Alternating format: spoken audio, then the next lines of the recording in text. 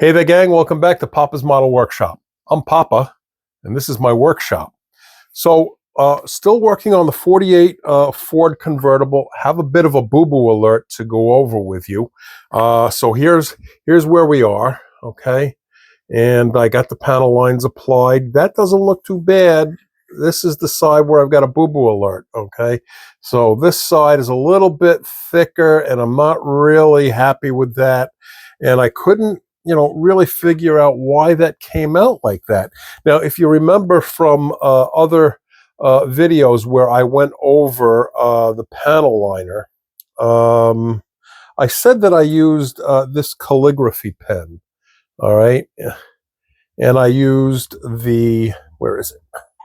The Speedball acrylic ink.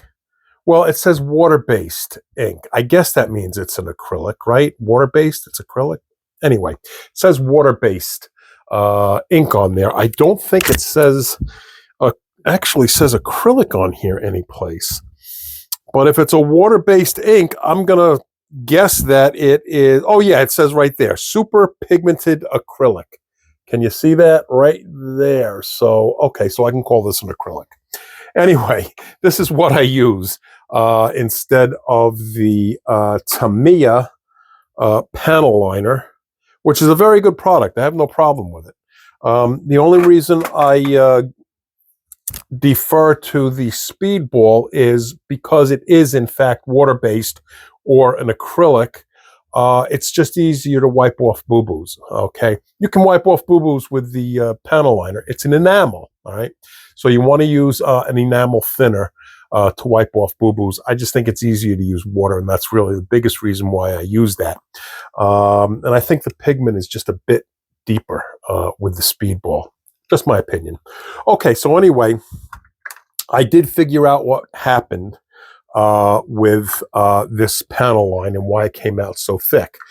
The calligraphy pen, all right, I used the calligraphy pen, see if I can do this in such a way that you can see this, okay? And I put the tip on the side, all right, like that, on the side. And it'll give you a nice thin line. I guess what I did without realizing it is instead of doing that, I came in, I got to put my glasses on because I can't see. I came in like this, okay, with the broad face of the tip. I guess it was pointing down and it made a much wider line. So if you elect to try the method that I use using the Speedball and the calligraphy pen, make sure that you have your point, okay, whoops, there we go, your point on the side, all right, like that, all right. You don't want it to be down like that where the broad face is facing down and then you go down. It makes a much thicker line. I hope all of that made sense. So, I will share with you the things that I do that work and look good, and I'll also share the boo-boo alerts and tell you what did not work, so you can benefit from my screw-ups and not do it. Display, by the way, also makes a calligraphy pen, and if I can get this thing off, and it's a little bit smaller, all right? And this is from Display. Get this right there. There you go, Display. All right, and maybe that will work out a little bit better if you use the smaller pen as opposed to this, which is just a generic one that I picked up at Michael's. So I'm going to try to work on cleaning this up a little bit. The paint job on here came out really, really nice. I did the inside there in black. I like the engine bay to be a darker, color. Sometimes I do the engine bay in the same body color. For this build, I elected to go with the black. So I've got about 2 weeks left to NNL East. I don't know if you can see that up on my calendar here. Let me pull this down. Here we go. Okay, so today we are up here on April 5th. So we've got 1, 2, I guess 3 weeks. 3 weeks to go to NNL East. Okay. So I've got a little bit more. 3 weeks. So I've got a little bit more time. I just bought myself a week. How's that? So, but even still at this stage, this would normally be kind of tough because this is pretty much where I'm at with this model is just, I've got the paint and the 2K on, and I've got a lot of the engine done. Okay. Not all done, but I've got a lot of it done. All right. Now, I went online and I told you in other videos that I enjoy doing research on what I'm going to be building. And this is what on the flathead here, that's what it called for. All right. Looking at the old photographs, it was kind of a greenish color. So that's what I went with. So anyhow, the other thing is, like I've got time for this, right? There's a group build on Grandpa Mark's YouTube channel. And hang on. Okay, I'm back. Now I can hear people coming downstairs to come talk to me, so had to pause that.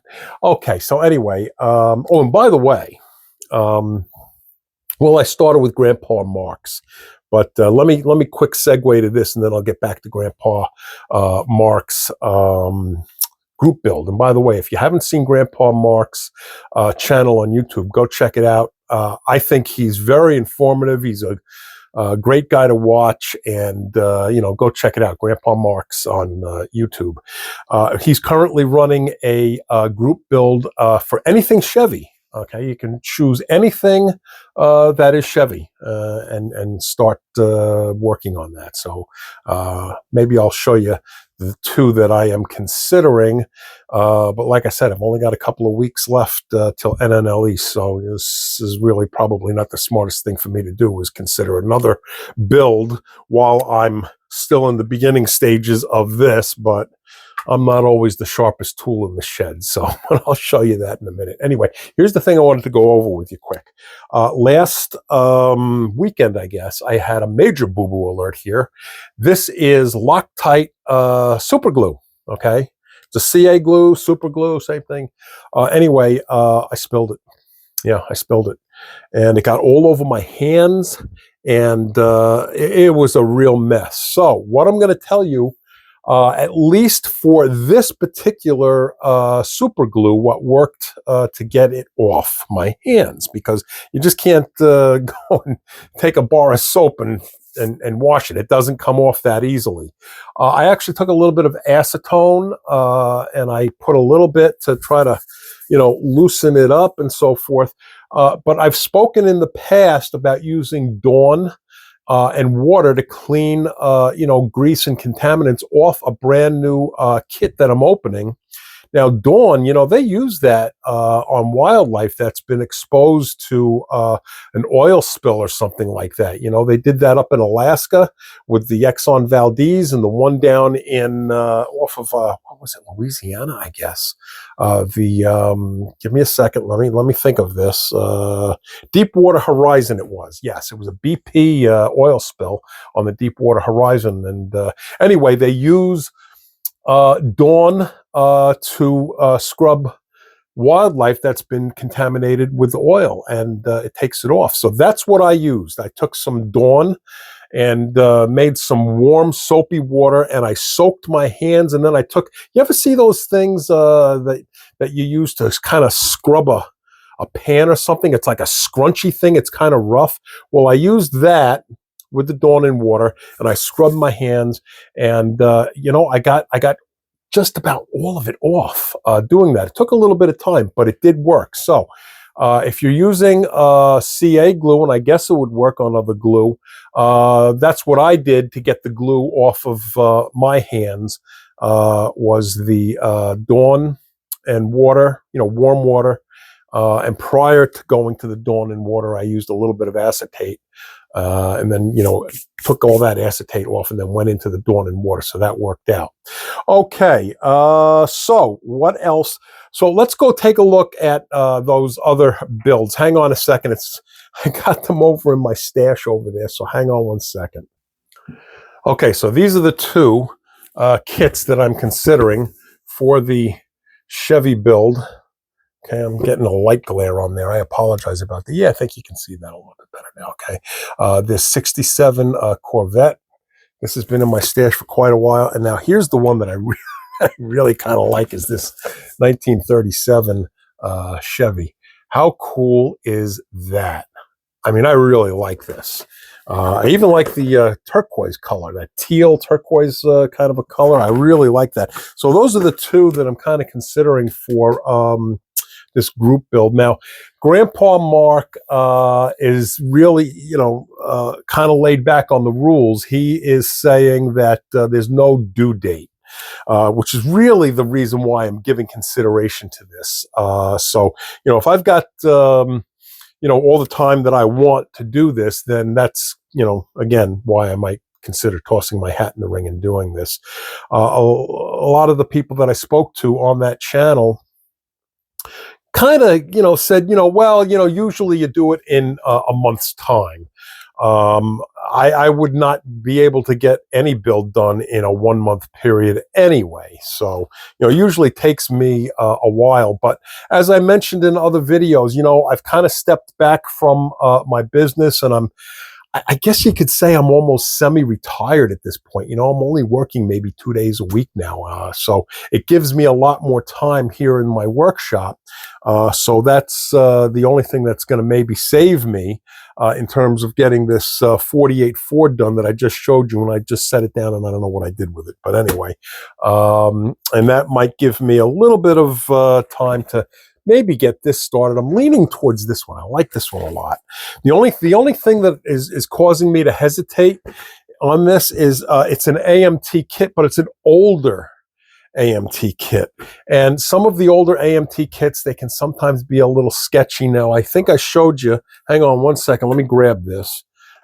This Lindbergh kit that I just finished up. All right, this was my very first Lindbergh kit.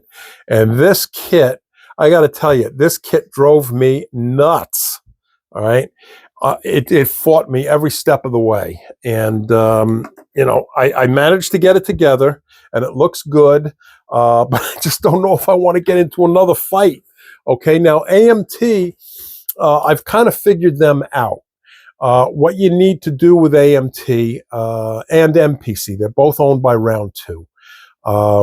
Is you kind of have to get a broad overview of things that are down the line from the step that you're currently working on. So in other words, if you're on step 3, you've got to look down the line and see how something that you're working on now in step 3 is going to mesh with something maybe in step 10. If you get a broad overview of things and you understand how things are going to go together and fit later, the AMT kits and the MPC kits, they're very doable. Sometimes it takes a little bit of imagination and a little bit of finagling, but it's not bad. But again, because I'm working on timelines and so forth, I just don't know if I want to jump right into an older AMT kit, thinking that, it could be fussy on me.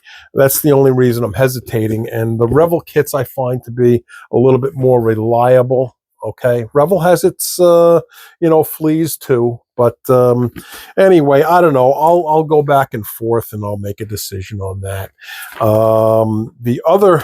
The other one that I've got, and you know what? Instead of constantly running back to where my stash is, let me just bring the camera over there. I think it'll work out better. Hang on. Okay, so I'm out here where my stash is, and here's the two right here that I just showed you. And the reason I'm out here is I also have this other Corvette here. All right, take a look at that. Isn't that cool? I don't typically gravitate to newer builds. I don't know.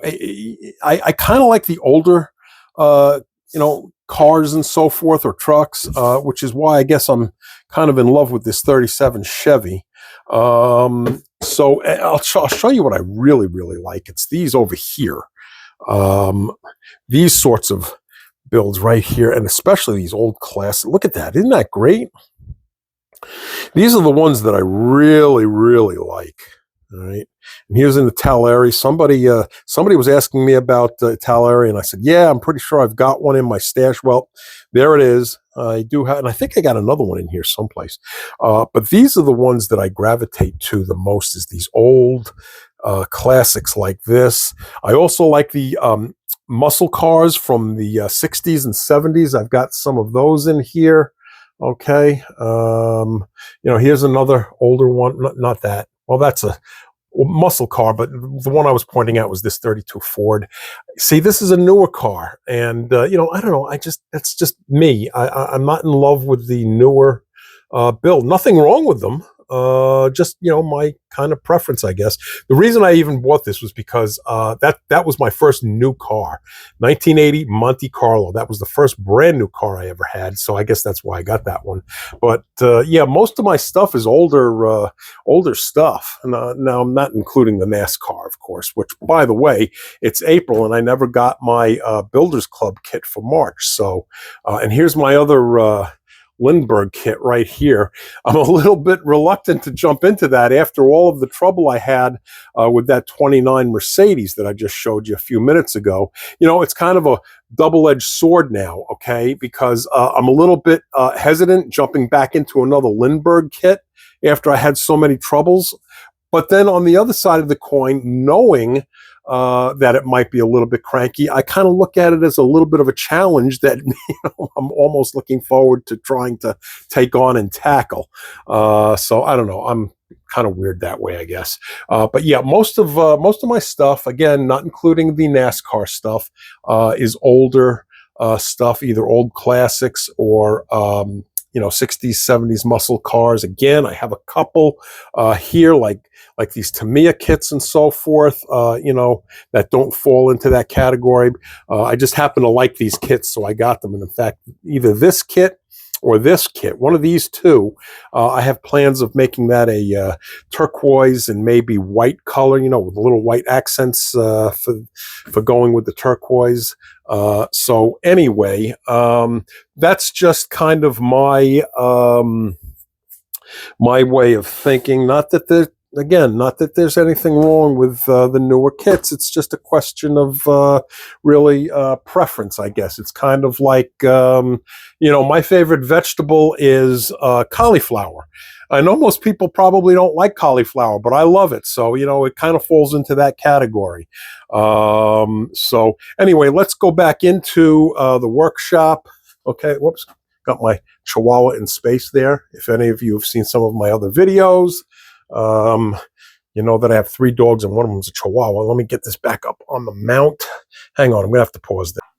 Okay, back here in the workshop. So anyway, that's where I'm at. I'm going to work on that panel line on the 48 Ford. Where is it now? Yeah, there it is. Work on that a little bit today and start to get into the undercarriage, I think, is what's next and so forth. So this is just a quick video, kind of an update kind of a thing. And so anyway, please like and subscribe if you haven't. I appreciate all of you that have subscribed.